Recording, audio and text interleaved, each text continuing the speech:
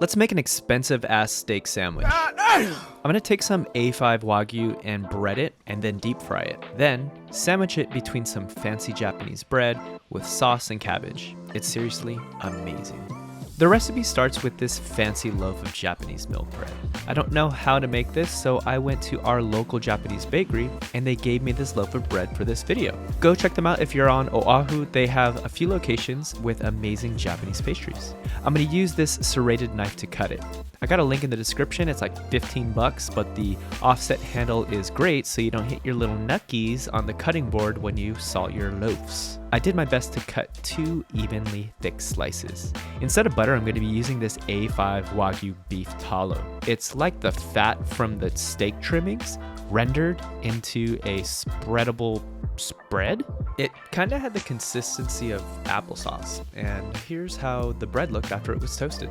So next up, I'm gonna shred some cabbage. You could easily just do this with a knife, but I prefer to use a mandolin because I can get a much finer shred to it. I put a link in the description. This one is made in Japan, and it's the one that I would recommend because you can easily adjust these smaller little turn screwy things to the size or thickness of the cut or shred that you're looking to do. Once we shred it, we're gonna throw that into some ice water, and then we're gonna let that chill on the side and make the rest of the sandwich.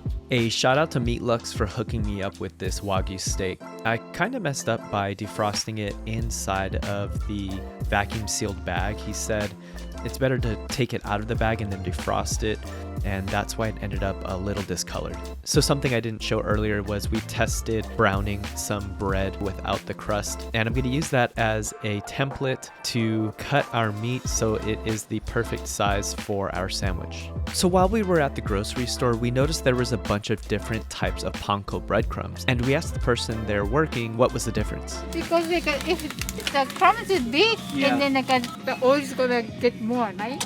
She mentioned the finer ones hold less oil and it's healthier, but I bought both to see what kind of crunch I liked better.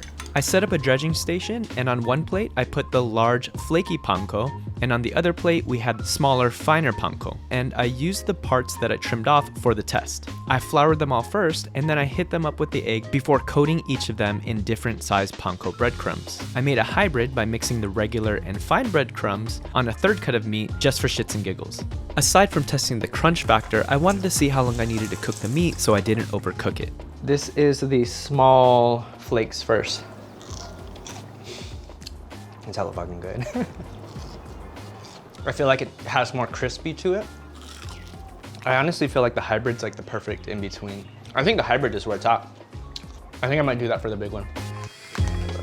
Oh God. So now that we know what we're going with, I salt and peppered both sides, and then we're gonna deep fry this sucker in some peanut oil that's at 350 degrees until the internal temp of the meat reaches around 120 for a perfect medium rare. Okay, it's there.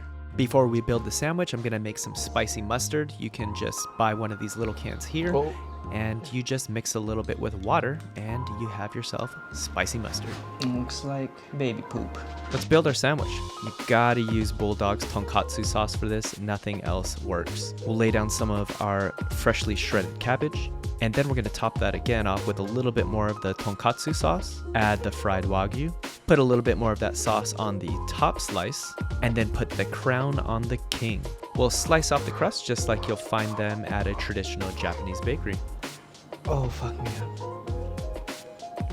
Holy shit. And there you have it, y'all. Let's go in for a bite. Before we do that, we're gonna make sure we put a little bit of spicy mustard on there. It's gonna be a, Oh, gosh. All right, here we go. The most expensive sandwich I've ever made. Actually, not. The meat is super tender. It's like butter, dude. The tonkatsu sauce, super good. Sweet. The cabbage gives it a little bit more crunch too. Dude, this is so delicious. It's just so good.